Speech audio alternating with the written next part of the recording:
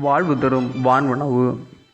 என் மாம்சத்தை புசித்து என் இரத்தத்தை பானம் பண்ணுகிறவனுக்கு நித்திய ஜீவன் உண்டு. நான் அவனை கடைசி நாளில் எழுப்புவேன். என் மாம்சம் மெய்யான போஜனமாயிருக்கிறது, என் இரத்தம் மெய்யான பானமாயிருக்கிறது.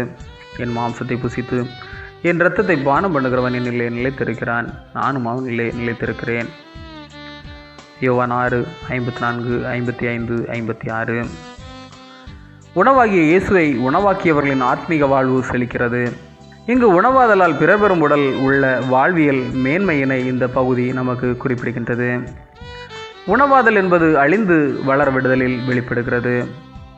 நஷ்டம் ஆதலால் பிறர் ஏற்கும் லாபமாதலில் தொடர்கிறது.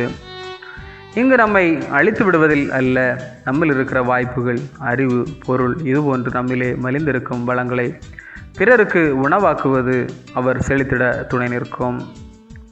நாம் உண்ணுகிற உணவு உடலுக்கு வாழ்வையும் வளர்ச்சியையும் கொடுப்பது போல இயேசுவின் உடலாகிய அப்பம் நம் ஆன்மீக வாழ்விற்கு சக்தியையும் வளர்ச்சியையும் கொடுக்க வல்லதாக இருக்கிறது.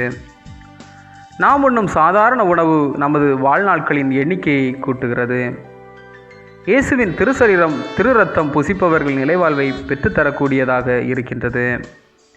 உயிரற்ற உணவை உட்கொள்ளும் போதே அது நமக்கு உயிரளிக்க வல்லதாக இருக்குமானால், உயிருள்ள உணவாம் கிறிஸ்துவை உண்ணும்போது எந்த அளவிற்கு அது வாழ்வு தர வல்லதாக இருக்கின்றது என்பதை சிந்திப்பது அவசியமாக காணப்படுகிறது. இன்று திருவிருந்து பந்தியில் நம்மை இணைக்கும் போது நமது ஆவி, ஆத்மா, சரீரம் தகுதியா என்று நம்மை நிதானிப்பது நல்லது. குடிவெறி, போதை பழக்கம், துர்ரிச்சை, களவு, பொய் இவைகளை நிர்விசாரமாய் செய்துவிட்டு வாழ்வு தரும் கிறிஸ்துவின் பந்தியை வரும் இளம் தலைமுறைக்கு இடரலாய் இராதபடி நல்வாழ்வு வாழ்ந்து மாதிரியாய் அடையாளப்படுத்துவோம். ஆமென். இந்த நாள் உங்களுக்கு இனிய நாளாக மலரட்டும்.